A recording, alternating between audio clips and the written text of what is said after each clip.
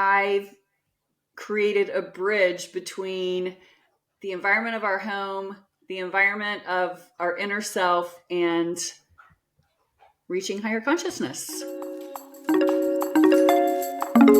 Welcome to the HAUS Hub Podcast, your go-to space where design, cognitive sciences, well-being, and business come together. I'm your host, Monica Costa, and today you're tuning into an expert conversation where we talk with brilliant minds from around the world to explore ideas, research, and experiences shaping the future of design and human well-being. Today, I'm joined by someone I deeply admire, Kimberly Garner, the founder of the School of Integrative Design, and a person who over time has also become a dear friend. Kimberly has spent over 25 years exploring how design connects with science, consciousness, and human well-being. Her work is grounded in real research and life experience, but it also opens spaces for awareness, growth, and alignment. And this allows her to bring together insights from neuroscience, quantum physics, behavioral science, and environmental psychology to help people experience space in a more conscious, supportive way. And through her programs and methods like Neurospatial Linguistics and the Life and Design method, she helps shift the conversation around design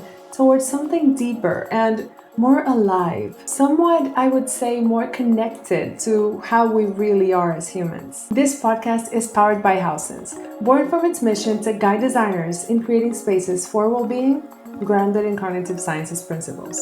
Let's dive in.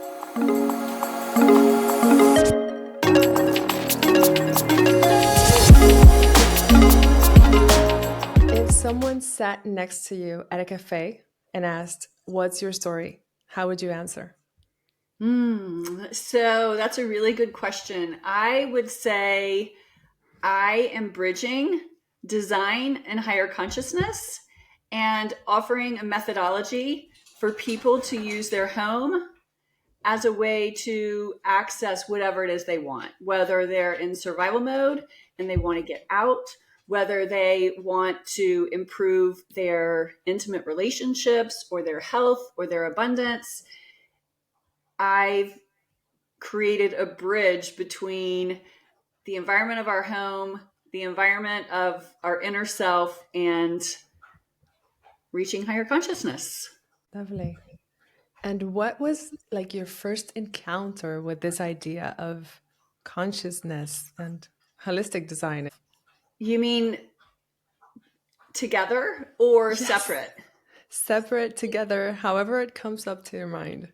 So with the consciousness aspect, they actually did come together close to the same time. So when I graduated from college, I sort of had my first life crisis because I was told my whole life that once you graduate and you get your degree, then your life begins. And I had my business degree and I had no clue what I wanted to do. And so I sort of had this life crisis, and I was going to a therapist at the time who is a well-known author. His name is Bill Plotkin. And he was my therapist at the time. And I remember going to him and seeing on the nightstand, not the nightstand, the end table next to the sofa where I sat.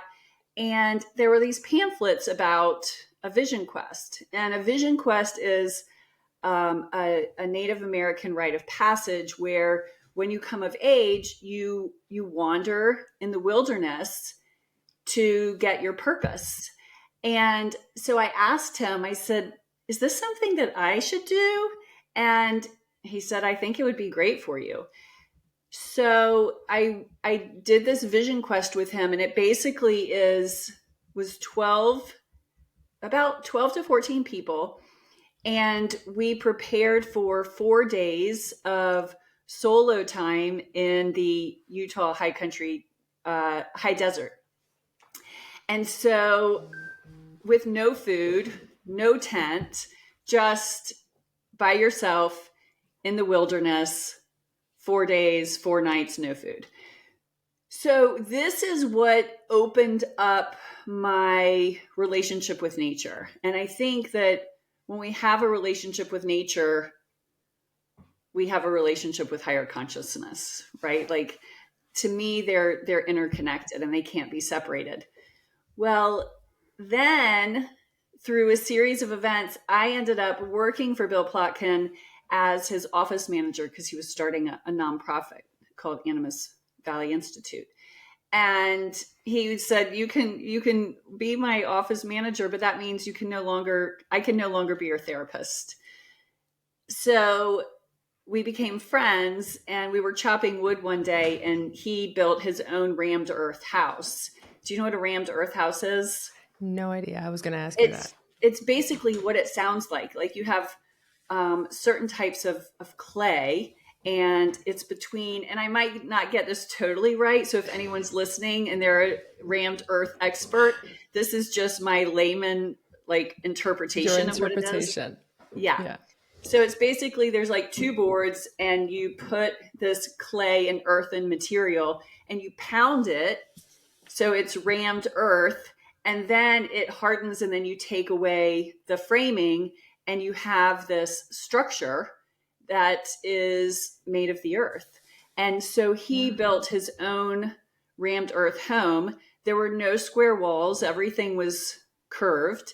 Wow. And we were talking about it, and he recommended a book called The Pattern Language by Christopher Alexander. And this book became my Bible. It's a first year architecture student book, typically. And it's like 700 pages, and the writing is like this tiny, but he's a really beautiful writer. And so what he did was he studied indigenous cultures all over the world, and he found a pattern in the way they created their homes, their villages, their communities.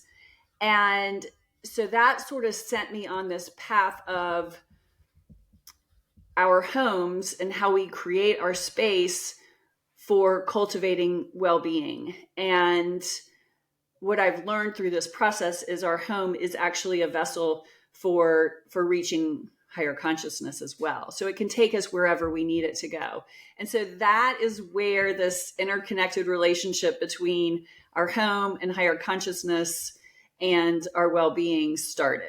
What do you mean by this term that you use a lot, that at the beginning for me was a little confusing, but now that I know you, I'm aware of what it is. What is, for those who don't know, and maybe myself, higher consciousness? Yeah, so we have different levels of consciousness, right? So it starts out with unconscious.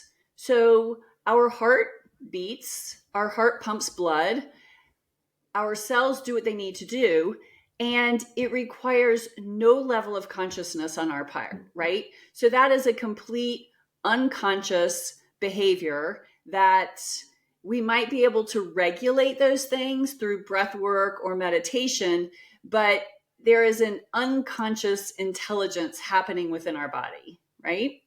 Yes. And then we have our subconscious, and that's the next layer. And the subconscious is basically the database full of inner algorithms, right? Like if I see smoke, that means there might be danger.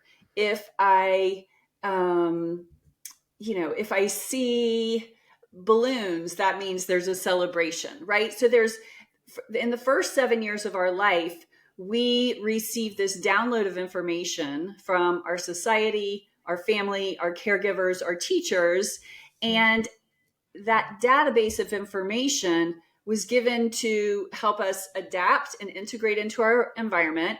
It was there to help us survive, either physically or emotionally. And so the subconscious mind holds that data bank for us.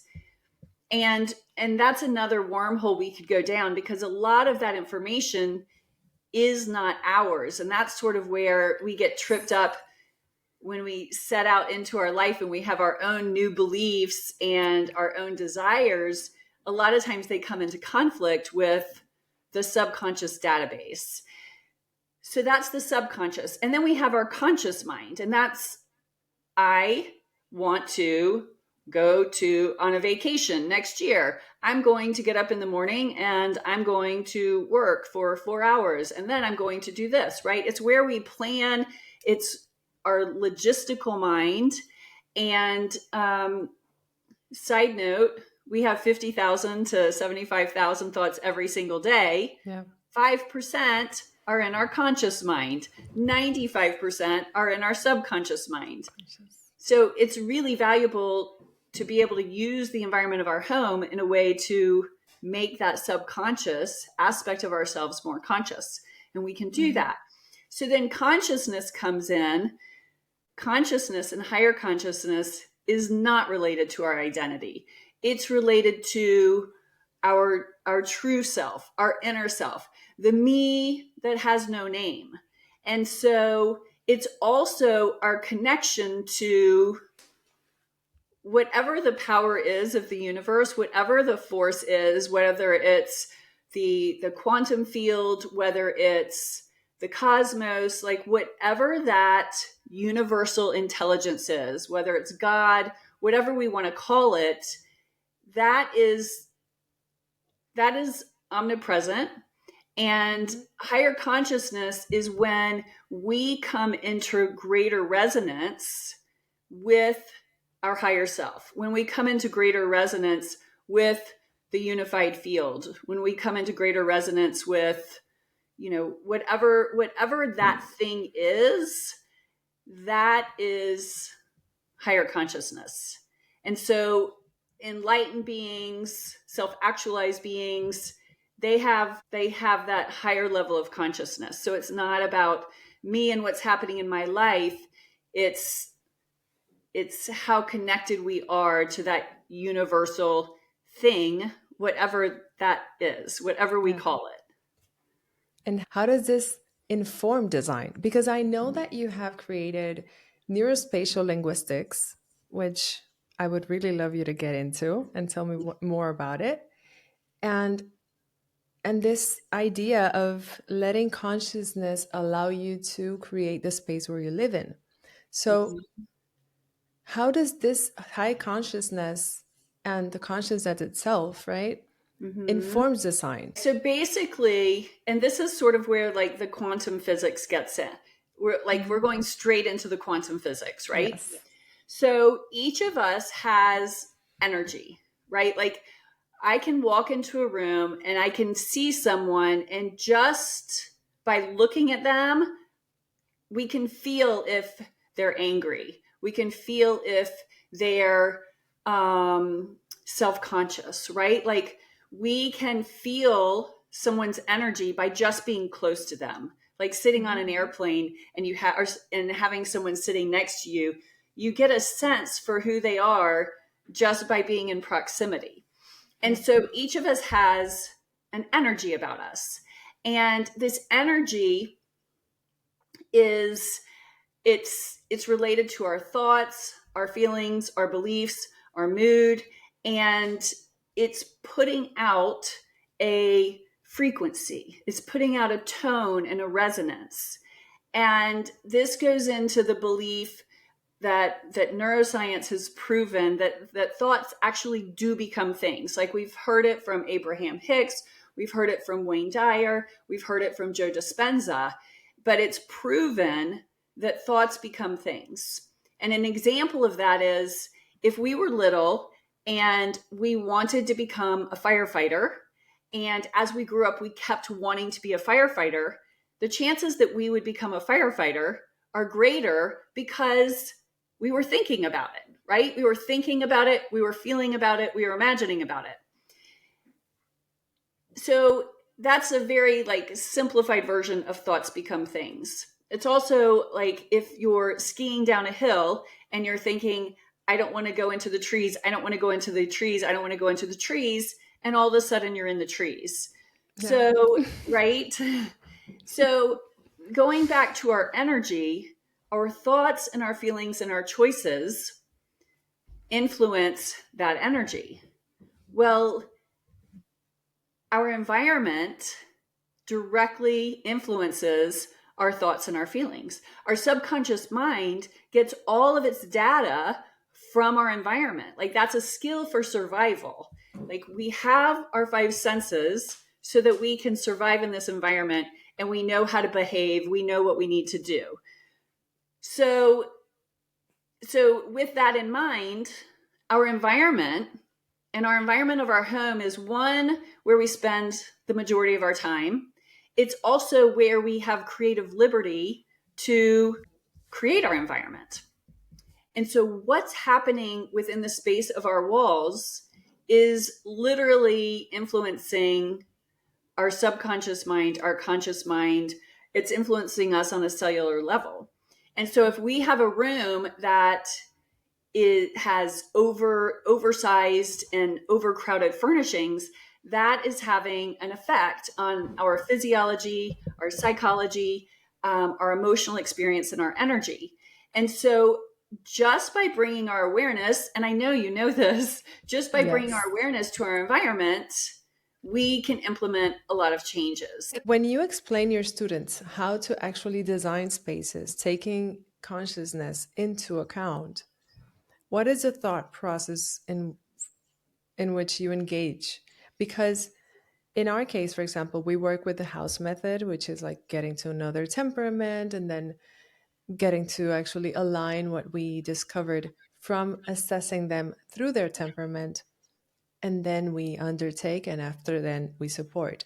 So this is like a process that we go through for design with the HAUS method. But is there like a process that you have designed to actually design with self-consciousness? Yeah, it would be, so basically we have to meet people where they are, right? So most people do not want design for higher consciousness. Yeah. So higher consciousness and manifesting are just a byproduct of what happens when you bring your awareness to your space and your feelings. And when I say higher consciousness, it's higher than where you were before, right? So it doesn't have to be the pinnacle of enlightenment and self-actualization, but it is by default going to raise your level of consciousness. And so, and like I said, some people do, like it's all about consciousness. Some people just want to change their love life. Some people just want their home to feel better. Some people are stuck and they don't know how to get out. And they might be stuck because they don't like their home and it's not working for them. Or they might be stuck because they're in a creative rut. And so basically the process that I've developed is like you, I have an assessment tool to find out where are they now? Where would they rate their level of satisfaction in different areas of their life, and where do they want to focus? And everything begins from that point. And I feel like for me and the work that I do, desire is the biggest driver. Like if I don't know what people want, then my hands are sort of tied. And so that is the fuel behind and the focus behind everything I do is what's going on and what do you want? And let's use your home as a canvas to make that change happen for you. Yeah, actually, and that makes a lot of sense. The desire is your biggest driver. I loved it because I know that you say desire in a very different level than just the word want. I know that it's not what is it that you want, but desire is in a deeper level. So it makes a lot more sense. You know, us as designers, we go out and we just ask our clients, what is it that you want? What is it that you, I don't know, have you envisioned in your space?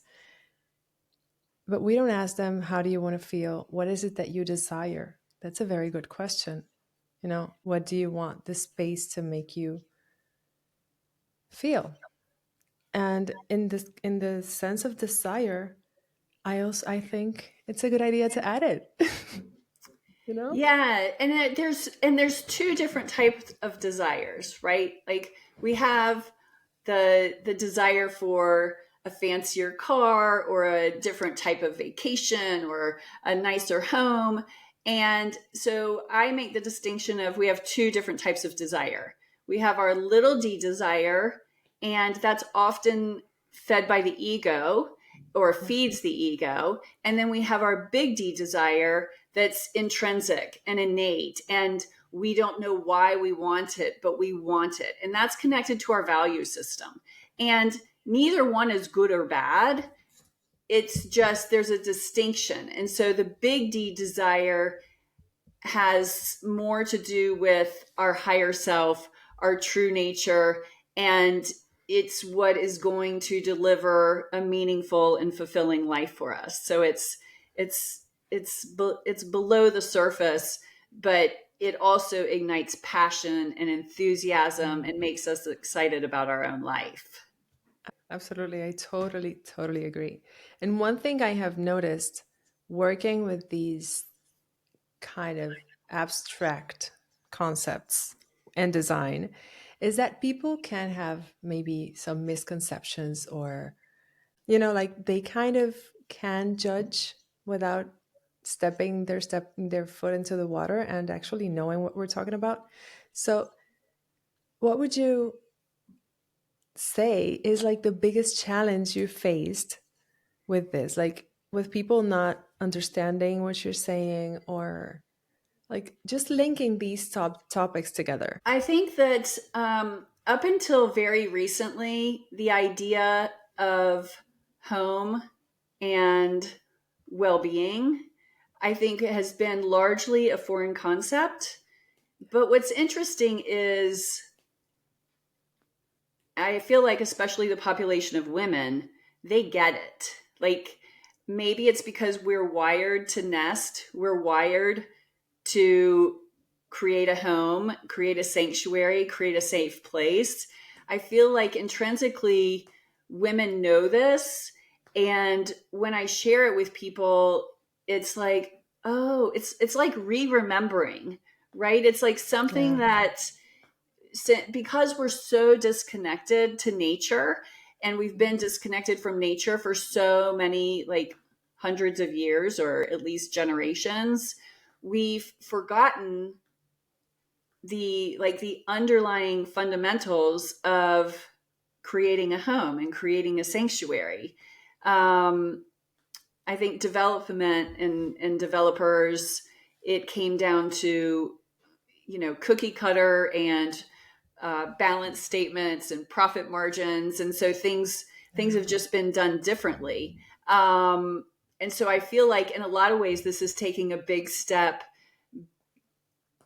backwards and forwards at the same time, right? Like, it's a big leap forward, but we're just looking at what people have done for ages.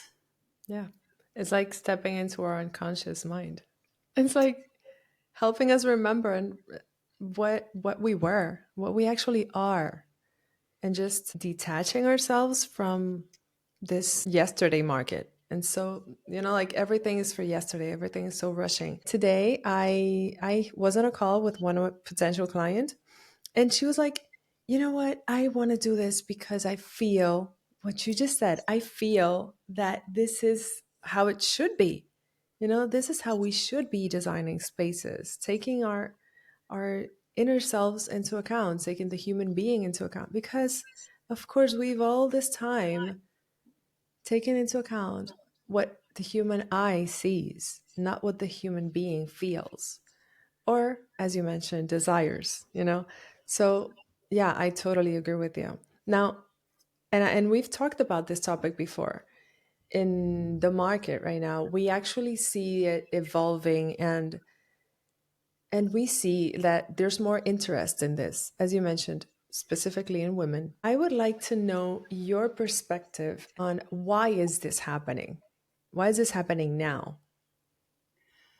I think that COVID was a catalyst for it. I remember when COVID happened, I was like, finally, people are going to understand how their home is so important. Like, not that I was grateful for it, but because people were forced to spend so many hours in their home, and because we had so much uncertainty in the world, the idea of home as a sanctuary, I mean, like, there's so much to say about that. And so I think that was sort of a catalyst for, honestly, spiritual awakening. So I think two things happened there. I think one, people had their own, whether you want to call it spiritual awakening or self-awakening, I think it gave enough of a pause for people to really think about their life and what they want and what was important. So boom, the consciousness goes up. And then I think the importance and the significance to our home needing to feel good, to soothe our nervous system, and to be our own sanctuary went up. And so that event alone, I think, accelerated this whole process. Yeah. And I would add that during the pandemic or after the pandemic, actually working from home became a thing. And even if it didn't affect people in that moment, it's been coming with time that people notice that they've been working anywhere in their house. So it's like their first place, which we call home, our home, is totally merged with their second place, which is like the place where we go have sort of the office, where we go work. For adults, for kids, they go study there. So when we have this fusion of two spaces, two places that are so important, but that must be separated, because if not, our mental health just goes down down the sink. Mm-hmm. You know, people have been noticing the importance of it. And for example, a person that's working from the sofa one day and then from the bed another day and in the dining room another day, they don't have a place to work. They don't have a designated second place. And that messes with us, with our mental health and with our consciousness, I guess, right? Yeah, because the subconscious mind, like if you think about the bedroom, the subconscious mind knows, and the nervous system knows, when I'm in the bedroom, this is where I sleep and rest. And if we're taking these fundamental activities and we're not allowing it to be rooted in a place that we're actually using our subconscious and our nervous system to our advantage, where it's like, okay, when I'm in this space, I focus and I can get things done. Instead of, I'm in front of the kitchen, I'm typing on my computer, but I just want to keep having snacks. Or I'm in my bedroom, I'm getting so tired working on the computer, I don't want to do this. Or I'm in the living room and I just want to veg out and watch TV. Or, like, it's very distracting on that subconscious level. And so we experience it. You talk about neurospatial linguistics. Mm-hmm. Can you define what that is? Yeah, in really simple terms, it's the language of home. It's the language our environment communicates with our subconscious mind, our conscious mind, with our nervous system. And so within a fraction of a second, there's a communication that's taking place between our environment and how the subconscious mind interprets that into meaning. And what happens within that fraction of a second is influencing a feedback loop of thought, of feeling, of emotion, of energy. And so with this cycle of creation, with this, whether it's our mood or whatever, our environment is the catalyst for everything that happens within that fraction of a second. And because our home holds so many habitual routines and patterns, it's perpetuating these neural grooves within our brain that are influencing how we think every single day and influencing those 50 to 70,000 thoughts that are happening every single day. And so if we bring our awareness to, oh, my home is communicating a language with my subconscious, which I have zero access for what's in my subconscious mind. And yet my subconscious mind is controlling my life because thoughts become things and I have no access to those subconscious thoughts, but I do have access to my environment, which is informing all of those thoughts. And so now all of a sudden I have this great opportunity for making the subconscious more conscious, for articulating the space of my home in a way that influences thoughts that I want to become things, right? Because if thoughts become things and we can't access the majority of our thoughts, then those thoughts are becoming things that we may not actually want. Yeah. So Yes. that in a nutshell is what neurospatial linguistics is. It's how we curate our space in a way that echoes those messages that we need reminding.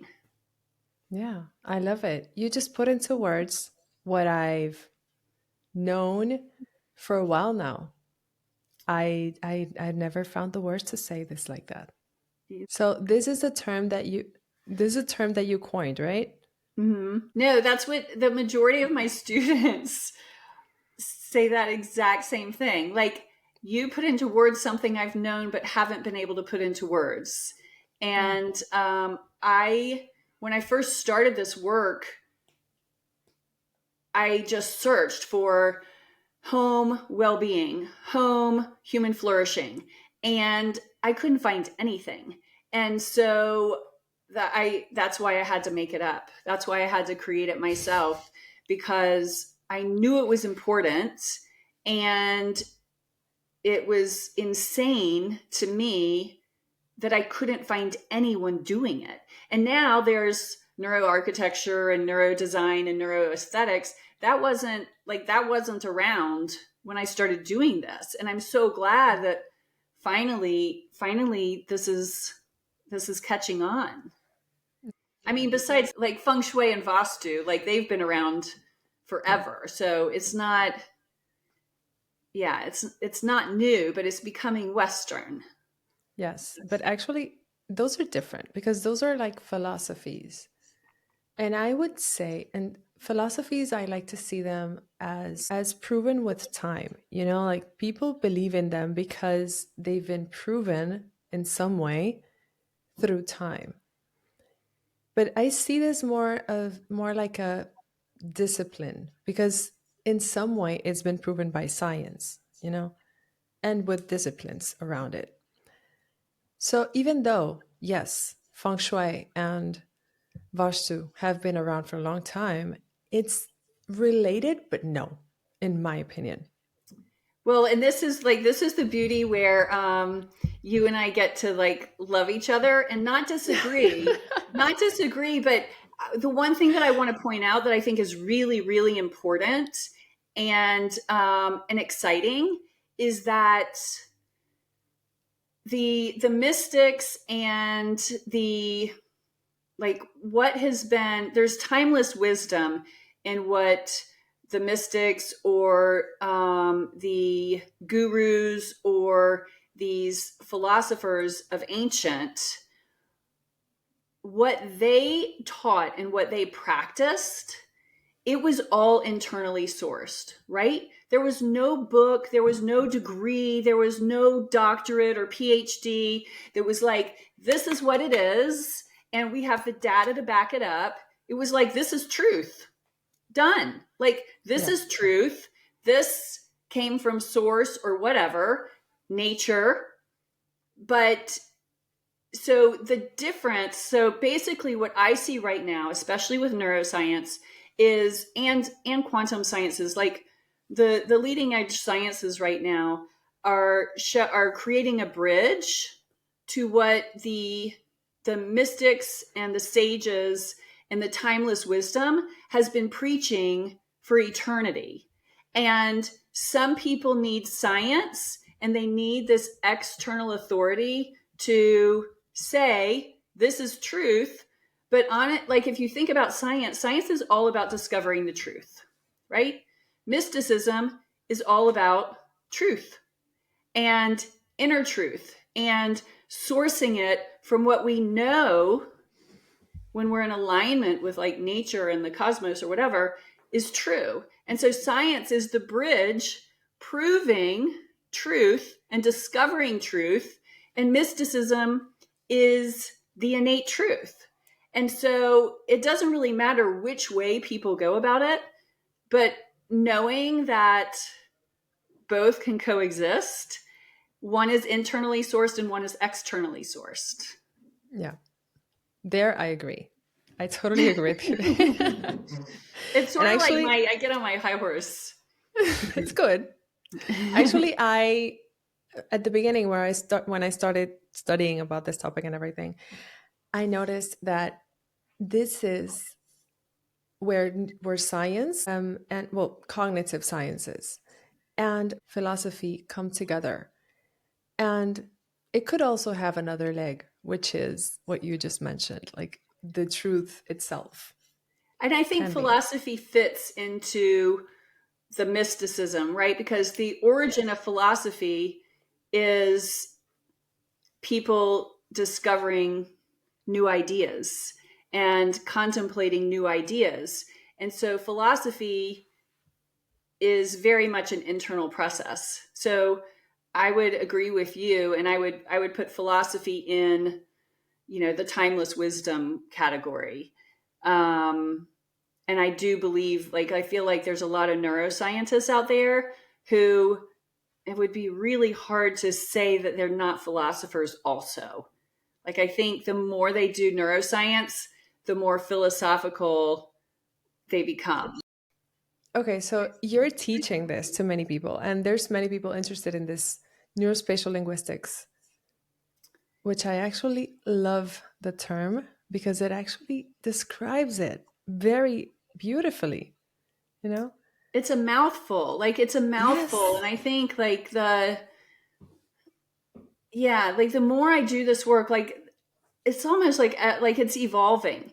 And every year, every 18 months, it takes on a new life. And it started as holistic design, and then it was integrative design. And then I realized that once you do this, you can't separate anything from anything else. Like, you can't separate your environment from your mental environment, and you can't separate your mental environment from your energetic environment and your nervous system.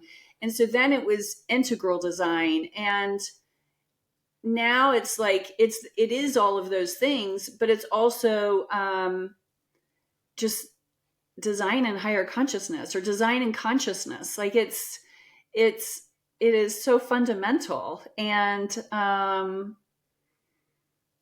it's sort of an umbrella for all things design, right? Like, I mean, it's not commercial design, but it's just part of the fabric of who we are, is what's going on in our environment. It's so much human ecology, like so much human ecology.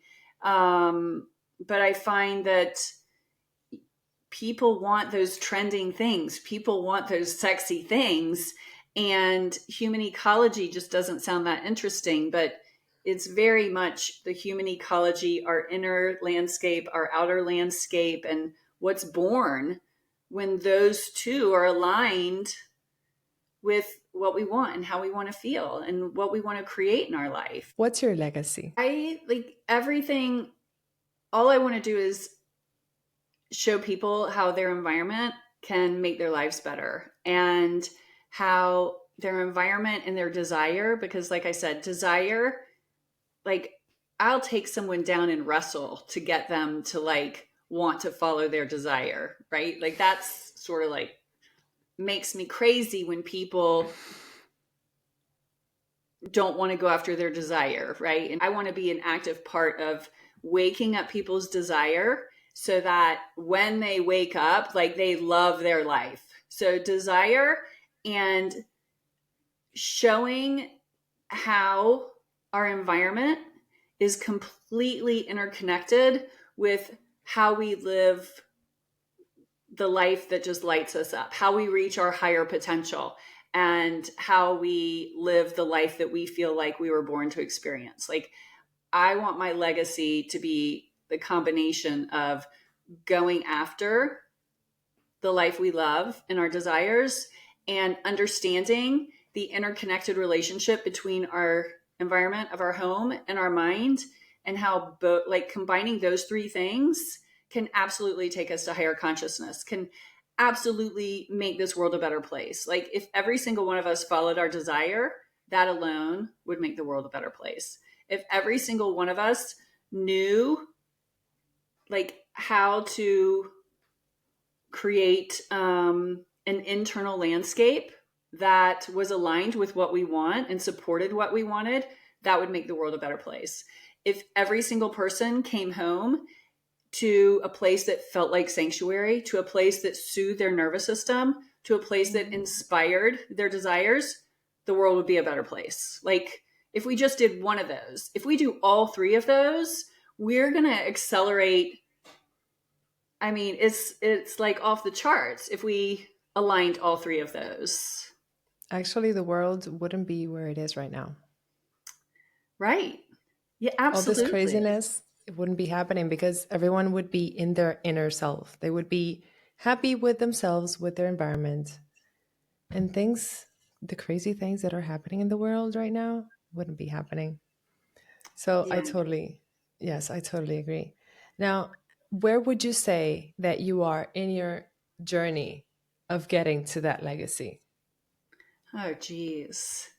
I mean, Monica, I've been on this path like literally since I was 22 years old, right? Like it's accelerated. So it's hard to say where I am. I would say I'm in I would say I'm just at the beginning, but I would also say that, yeah, it's so hard to like, it's just like that path of evolving, you know, it never stops.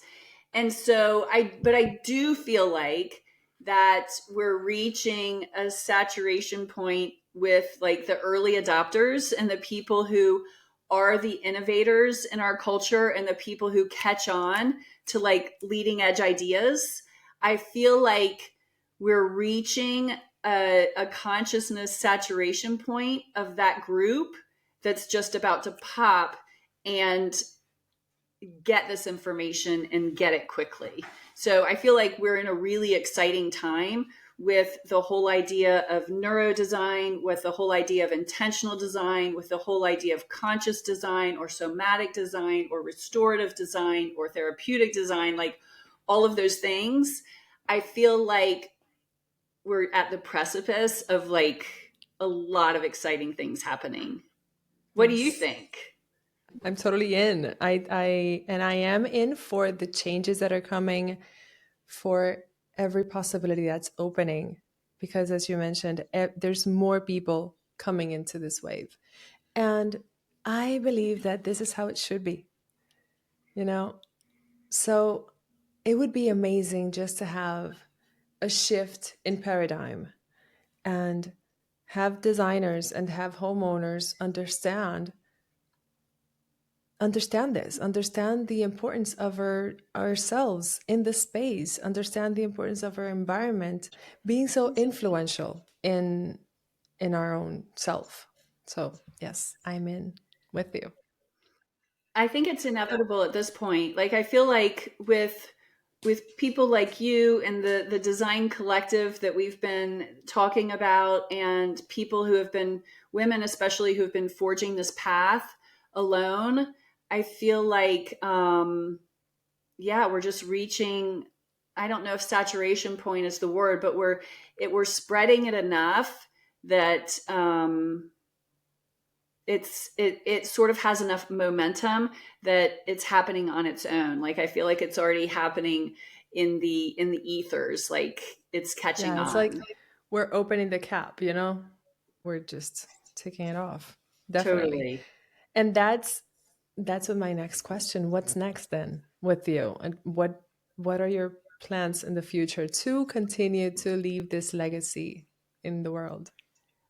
um well, you and I have plans. Yes, Right, it's like happening. you and I have big plans, so that's one of the things on the list. Yes.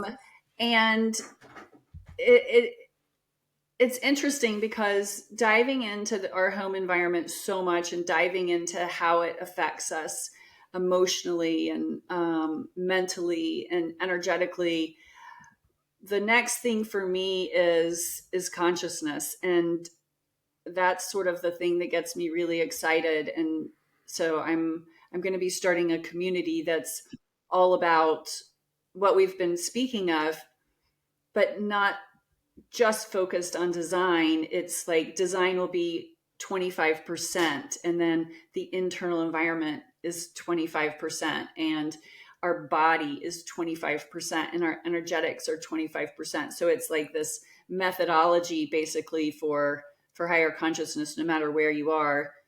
If you want to start in the bedroom, or if you want to start with self-sabotage or whatever, like you just dive in, and then we do it together as a community. Because what I want more than anything is just that sense of belonging and that sense of community, because when it happens, it's so rich, right? Like when you meet with your students, isn't it just so rich? Oh, yes. Yes, it's very, and it gets deep also. And they get very thankful as well, because they notice that they're not alone. We're not alone. There's a lot of people like this. It's just that right now, society doesn't let us, it doesn't allow us to notice where we are, you know? But we're all actually seeking for the same thing. We're seeking for this fulfillment sensation, of actually knowing that we occupy this body, which occupies this environment, which occupies this world. So it's a whole community, and I see it as just one. That's why I mentioned before, like, I feel that the whole world is kind of walking towards this very slowly, kind of, but we are on the same on the right track, I think. Right. And I think I think it's happening faster and faster. At least from my experience and what I'm seeing, it's like, and people are hungry for it. Like people are eager to, understand this sort of vacancy, right? We talk about well-being, and no one's talking about the environment. We go to our physicians or our doctors or whatever health practitioners, and no one says, tell me about your home. Tell me about your bedroom, right? Like to me, that's asinine, because I am almost 100% positive, I'll say 99.9, that every single hoarder has similar health issues, right? Like and that would be a really fun study to look at certain health issues and to see what similar themes are happening in people's homes, or to look at relationship issues, right? Like a fascinating conversation would be with Esther Perel. Like, okay, let's take all of the clients you've had, and let's look at the different segments of emotion or relationship issues. And now let's look at what's going on in their bedroom. Isn't that interesting? Like, so there's so many layers to how our home is influencing what's showing up in our life. And I think at some point, maybe 50 years from now, 100 years from now, maybe 20 years from now, we'll have that information. Like, okay, don't have this happening in the bedroom, because this is going to be a likely outcome. Are there any final thoughts, practical advice, or anything that you would like our listeners to take away? Yeah, the first thing that pops into my mind, and I feel like this is really essential for all of us, and it doesn't matter whether we're designers or architects or people who have no clue about design. The most important thing, I feel, is that we make sure there's no toxic clutter in our home. I coined that term toxic clutter because it's a different type of clutter, and it's anything that brings up a negative feeling, memory, or emotion. And these things are like visual poison in our home, and they need to get out. And here's the thing, sometimes toxic clutter is an expensive item that was a gift.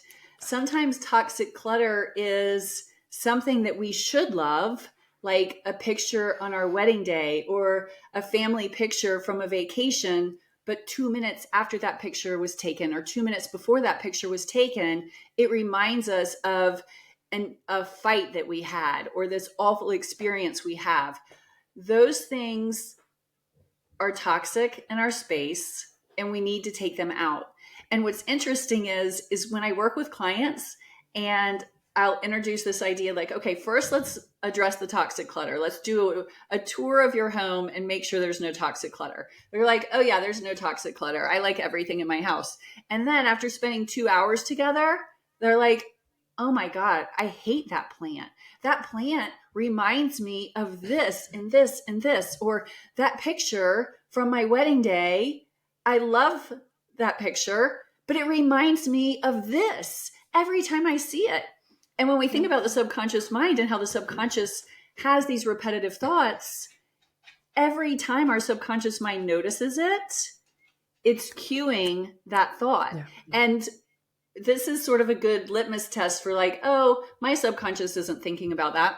If we take a piece of artwork and tilt it just a little bit so it's not 180 degrees, the subconscious mind is like, ah. And so we know our subconscious is taking in all of these bits of data every single moment.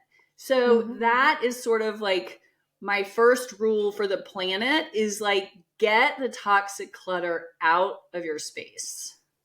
Yes, this makes so much sense. Actually, we work with this in neuroscience applied to design.